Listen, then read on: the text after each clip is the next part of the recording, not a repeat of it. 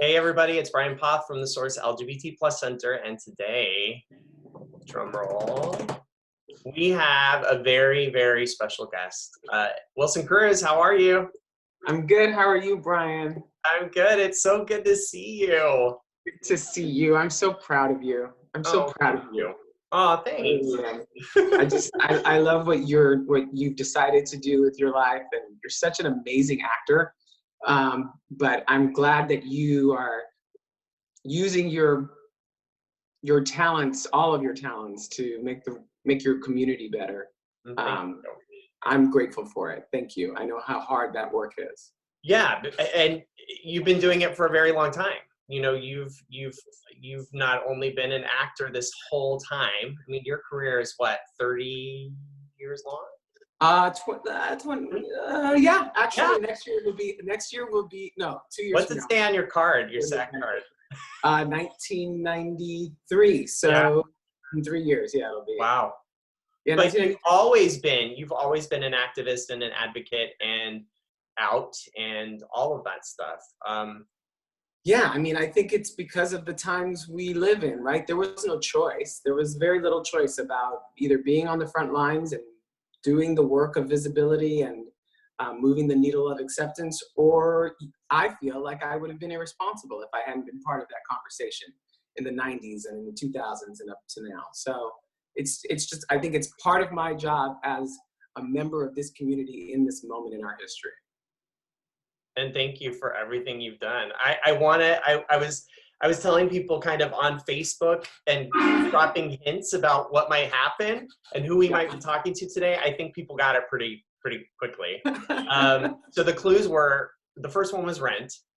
Yes. Okay, so when I say rent, what comes to mind for you? No Day But Today. Yeah.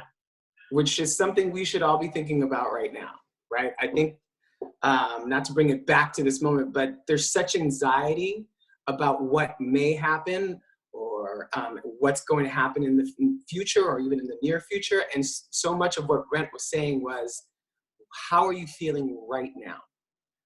What is this moment? Let's be present in this moment and take care of the people that you love around you who need you, and worry less about what may happen. Of course, be aware of the possibility, but also be in this moment presently. Yeah. And awesome. right now, most of us are healthy and home, and we should remain that way. Yeah, happy to. Yeah. Happy to. The second clue was, of course, my so-called life. So, I mean, there's so much there, I'm sure, but what comes to mind there? I learned so much. That's all that's the first thing that I think.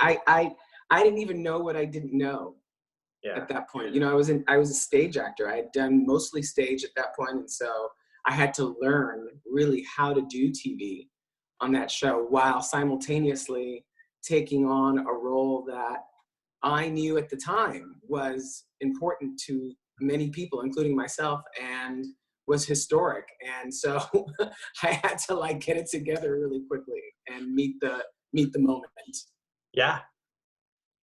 And it was inspiring for, you know, myself as a queer actor who didn't see a lot of representation at the time, like zero. It was so pivotal for TV for sure, and also to see the topics that you dealt with on the show. It was so amazing, and it was way before its time, like way before its time. So, yeah. And it had to be, you know, especially coming from, I think, the entertainment industry where I was not cast usually as a gay character. Sometimes I was given the opportunity to play somebody who was queer, gay, and that was like a blessing, right? That was not happening back then. They always wanted to cast a straight person to play a gay person. And so did you know like fully who you were at the time, or was it a coming out process through the work? No, I knew that I was gay. I had been out to friends, in college, and a few of my family members, not my immediate family. So I knew who I was, and I had been active in HIV/AIDS advocacy at the time. And I knew that this was an opportunity to have a conversation on such a huge scale. So I was aware, and I really was trying to. I remember very vividly trying to figure out how to maneuver it, right? Like how best to come out publicly, how to have that conversation responsibly. Yeah, you were like one of the only people doing that. There's so much that goes in my head. Yeah, I mean, you were the face. You were sort of a poster child, and you were really, really young. Like I was 19 and 20. I was 19 and 20 years old. Yeah, it was incredibly brave. I think about that boy, who went through that, and I sometimes marvel at how he got through it, to be honest with you. Well, okay, so the third clue was, of course, Star Trek. And that, again, is historic, right? Yeah. How can you explain? I did hear a quote from you talking about, this was sort of the manifestation of a dream that had been in place for a long time to see queer people on Star Trek and a gay relationship. Can you talk a little bit about that? Yeah, I mean, Star Trek has been with us for, I believe now it's 53 years. And from the very beginning, there were people who were fans of the show who, sorry, my little table keeps moving, who wanted to see full representation of, at the time, gay and lesbian people. Mm-hmm. And for whatever reason, it never did happen. I mean, it happened in other ways, in small ways, but never quite never as obviously as it is now. But I think the reason why it's so important for people now is because I think Star Trek it's our American mythology, right? It has been with us almost since the inception of television itself, and it has always allowed us and given us permission to dream and to wonder what our future is like, and what kind of future we want to create for ourselves and for the people who come after us. And without seeing LGBTQ people included in that, we're sending a message that we aren't a valid part of the community and of the culture. And so to be one of the first two people and a couple on Star Trek Discovery to give that to the viewers and allow them the permission to see a fully accepting society in terms of LGBTQ people is one of the things I'm most proudest of. Yeah, it's beautiful because without having queer representation in the future, the subtext is there are no queer people there's no future for us, right? The thing that moves me the most is, the fact that there are young people of color, especially young LGBTQ people of color, who can turn on Star Trek Discovery and see an openly gay Latino doctor maneuvering and navigating life in the future and in this relationship. And to me, the message that sends about what we are capable of and how we are a part of the fabric of our culture and of this country is really important to me. Yeah. It's really important to all of us. I hope so. Yeah. I'm having fun while I'm doing it. So, yeah, let's talk a little bit more about that. So you shoot in Toronto, right? And so you live there most of the year, and then now, are you back now? Yeah, so like 7 to 8 months in Toronto. And then I usually have about 6 months off. And I usually spend 3 months in LA and then 3 months in New York, and then I'll go back up to Toronto. I don't really have a home anywhere, so I sublet wherever I am. All of my personal effects are in storage. Yeah. But so right now I'm in LA, and my plan was to go to New York in July, but I don't know that that's going to happen. I think I'm going to be here through October. Yeah. So I want to talk a little bit about Visible. Mm. So My baby. yeah, your baby. I just want to open it up to whatever you want to talk about it, about how you got it made, how long it took to make, how you got. I mean, it's amazing. It's a 6-part, right, Yeah, docu-series, five part. 5-part, and it's incredible. It's like every single queer piece of TV is there. The people Well, you most of have, it. yeah, it's like it's amazing. So I have to admit, I binged the whole thing last night, and it was easy to do. So can you talk about like that process and what that was like? And you're an executive producer on it. I screamed out Yeah. loud when I saw that. I was like, yeah. First of all, I love that you binged it all in one day. Yeah. Night. That's amazing. It's a 7-year project for me. I'm part of a collaborative team. David Bender, who created the concept, has been working on it for 20. So he actually interviewed me to see if I would agree to be interviewed for the documentary. And in our conversation, he came to realize, and I came to realize, that I could be really helpful because I knew a lot of the people that he wanted to speak to. And I also knew a lot of the people that he didn't know he needed to speak to. Yeah.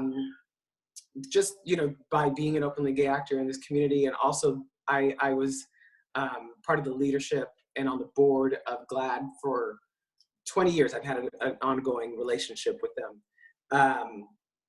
So anyway, because of that, I agreed to become an executive producer on it, thinking it would be like, a few months work or whatever, and ended up being 7 years of my life. And I'm really proud of it because I feel like we went and did exactly what we wanted to do. We just took a lot longer to get there. And I'm not gonna lie, there were many, many times when we didn't think it was gonna happen at all because of money, or couldn't sell it and couldn't finish it. But for me, it was really important to document how we as a community chose to tell the world who we really are. And I wanted to give the people who were a part of that movement, a part of that revolutionary act, a chance to talk about what their experience was and how it affected them, how it changed them, how it changed us, how it changed television. And I think we could have very easily gone without this documentary and taken a lot of what people did for granted. I think about people like Jane Alexander and Hal Holbrook and Martin Sheen, who weren't part of the LGBTQ community, but chose to tell the stories of our community because we weren't capable of doing it at the time on our own. I think about people who risked everything, their livelihoods, their careers, in order to be just who they are. I think about Ellen DeGeneres, who could not live with herself any longer unless she did what she did. And she paid a price for it, and then she rebuilt her entire life again. So the resilience that can remind us of, the fact that we used television to literally save our own lives during the AIDS epidemic. I look at people like Peter Staley, who was one of the founding members of ACT UP and who's to this day continues to fight for our lives. I wanted all of that in a documentary and more. And I wanted also to talk about the joys of being able to see yourself on TV and the power of what that means to people, to really be seen by your culture, and the power of that. Oprah in her interview says, when you don't see yourself on television, you start to believe that you don't matter. Mm-hmm. And it's such a simple statement, but it's absolutely the truth. I remember experiencing that. I remember thinking I didn't matter and that I was a freak because I couldn't see myself in my culture. So there's power in visibility. And there's power in taking this tool, this agent of change, or creating television to become an agent of change, in order to scream at the top of our lungs that we are worthy of attention and of visibility and of love, and that we have something to offer, that we make this culture and this society better by being a part of it. And I know that sounds like a big task, a large task, but it is the task that we had by making the documentary. And, you know, it was rough at times, and there were a lot of decisions that needed to be made about who was in it, who was not in it, and what got covered and what didn't. We only had 5 hours. And as much as I love getting all of the messages from people about, you know, how much they loved it, what's heartbreaking is when someone writes, oh, you know, why wasn't this in it, right. or why wasn't that in it? And I'm like, oh, yeah, I know, you're right, you're absolutely right. I wish we had, you know, 16 hours. Yeah. So anyway. So file it away and do a part 2 and cover all the stuff that wasn't able to, I'm not opposed. I'm not opposed. Just 7 more years of work. But it was beautifully done. It does not feel at all like it took 7 years. It feels completely cohesive. It's beautiful. Well, a lot of the credit of that goes to Ryan White and Jessica Hargraves, who Ryan, our amazing director, who really compiled all of the stuff that we had before he came on, and then created more content and then brought those together. And we really owe him a great debt. Well, congratulations. It's amazing. It's on Apple Plus, right? Is that what it's called? Apple TV Plus. Yes. Yes. So I'm just telling you, you got it. It's worth the $4.99 just for the show. Yes. Yeah, just for the subscription. It was amazing. And I want to talk about your work with Glisten, because we talked a little bit about that before we got to the interview. Because, you know, what you've been doing nonprofit work for a long time, advocacy, and you mentioned GLAAD, you've mentioned Glisten. Glisten is such an important part of our youth, and now that school's out, and, you know, charity events and fundraising events are sort of put on hold, what does it look like for nonprofits in the queer space in this time of, you know, COVID-19? What does that look like? Yeah, I mean, I know that this moment is about saving your own life, and that should be our focus. But I am concerned about our LGBTQ nonprofits at the moment. So many of those organizations have their big fundraising dinners, and the funds that are raised during those dinners really go towards operating costs for those organizations. They look like glamorous, you know, fun dinners, but really it's about the work that they end up allowing us to do. Mm-hmm. And I'm on the national board of Glisten, and we were supposed to have our dinner in New York in May, and then our next dinner in the fall in Los Angeles. And, you know, those aren't happening probably. And so it's a big hole. And Glisten is the national organization that is central for the gay straight alliances across our country. They're an organization that works every freaking day to make sure that every student in every district, in every school, feels like it's a safe space for them to learn. And I'm concerned right now about a lot of youth, a lot of young people who live in difficult homes, who their escape from those situations has been school. Yeah. And now they are home, dealing with issues that are life-threatening and scary. Mm-hmm. And Glisten needs to be there for them when they get back.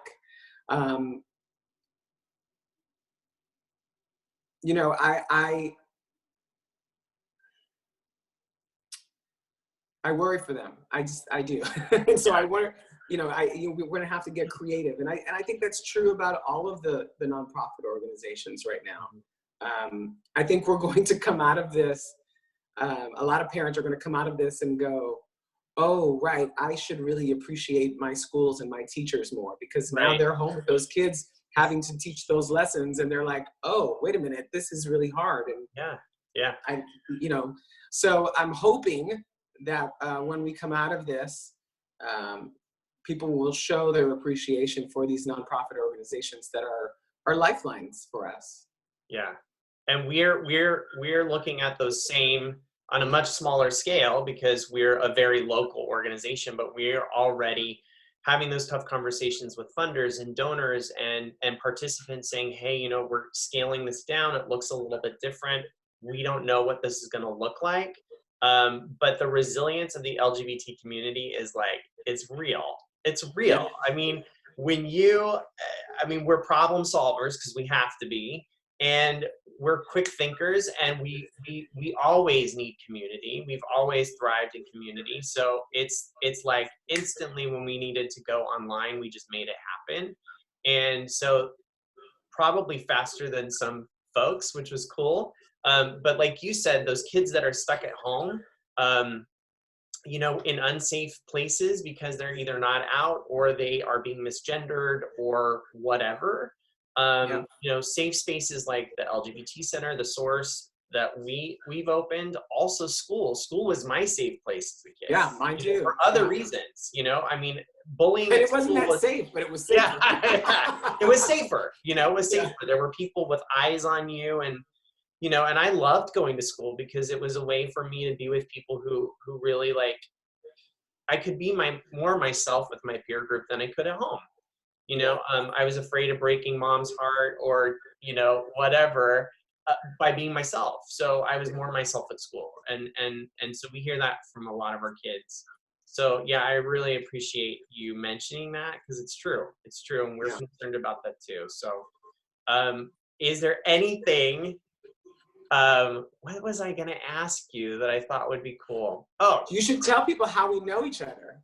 Yeah, let's talk about that for a second. So I met Wilson when we were working on an episode of West Wing. We were. And you got kept, and the rest of us got cut. So, but the episode was the most bizarre episode of West Wing. I think, like, in chat rooms, it's maybe listed as like probably like their least favorite episode ever. But it was a behind the scenes sort of reality show look, right, of what it would be like to work in the White House. Do you want to expound on that? No, it's just really interesting because, you know, I had been such a big fan of the show for years. I never missed an episode, and all I ever wanted was to be on the West Wing. I was so excited about it, and I, you know, like dying for an audition. And finally one came through, because, you know, my problem was I looked too young at, you know, in the beginning of the series, and then didn't look old enough to actually work there. Anyway, so the episode is really a look at Allison Janney's character, CJ, a day in her life. And then Brian and I, and that actor who I can't remember his name right now. His name was Michael, but I don't remember his name. He was so cute. Yeah. We played her kind of like her staff, her assistant staff. I was the assistant press secretary for domestic affairs, and you were. I have no idea. I think you were foreign affairs. I was just rolling calls and had no clue what I was doing, which is great, because I remember the whole show was like scripted, lightly scripted. Yeah. Do you remember?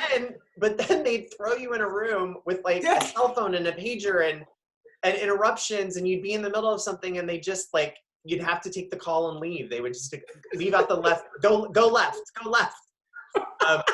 It was so much fun to me. Yeah, I love that stuff.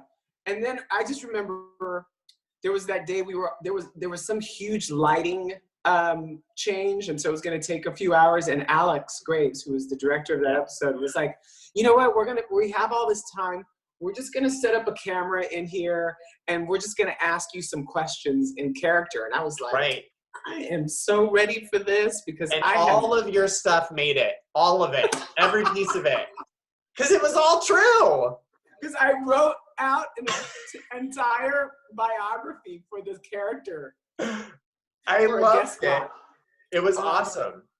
And I just remembered making up that whole story. But, you know, it goes back to what you were saying earlier, is that, you know, those characters, there was no sexual orientation for them. Right. But I remember in that improv that I was like, I'm going to make this fucker gay. Yeah. I'm going to put a gay character on the West Wing if it's the last thing I do. And it worked. And so I did. Yeah, it worked. And I was terrified of improv. I was just terrified of it. So anytime there is not a script and I haven't been able to really immerse myself in someone else's work, like that for me as an actor, it was always about taking something usually moderately okay and like turning it into like real stuff, real language, real feelings. That's our job. Yeah. Right. Yeah. Because most of the writing isn't great, but West Wing is a different story. But then the second they take your script away, I'm like, I don't know. And so my backstory, which never made it, was like, I have no idea how I got this job. I really don't know. Like, and it wasn't a lot to go by, but yeah. So yeah, it was a lot. It was a lot of fun and a dream come true. I mean, there were shows like TV is just different now, but back then it was like there were those like 2 or 3 shows that if you got on it, you were like, yeah, this is a dream come true. What's your other one? I had my other one was Grey's Anatomy. Like when I got my Grey's Anatomy episode, I was like, yes, bitch. Yeah. And ER. Remember I did an ER in like early 2000s. There's all those shows where you're like, I want to learn that. Yeah. Because it was, in a lot of ways, at the time, it was like premium television. It was almost as good as getting a movie. You were just like, oh my gosh, I made it. And if you were lucky enough, they booked you, like you got top of show, which it's just the whole thing is so different now. I can't. Yeah, but one of mine was like X-Files. I had to be on X-Files, and I finally got cast like the last year. It was like, and it was a great role, but by then it sort of it had lost its luster a little bit. Yeah. And so again, it was like, you know, it's my episode, of course, is one of the ones that fans are just like, ugh, ass, you know, like, but it was, I had a lot of fun meeting you because I was a huge fan, and it was like a dream come true. And I think for me, because I was such a musical theater nerd, I was just like, oh my God, I'm with Angel. Like, I remember you. Yes, we talked about it a lot. I remember that. Yeah. And then, but it was just so nice to, you know, when you spend such a short time with somebody, but you have such an incredible bond. It was really cool to keep that.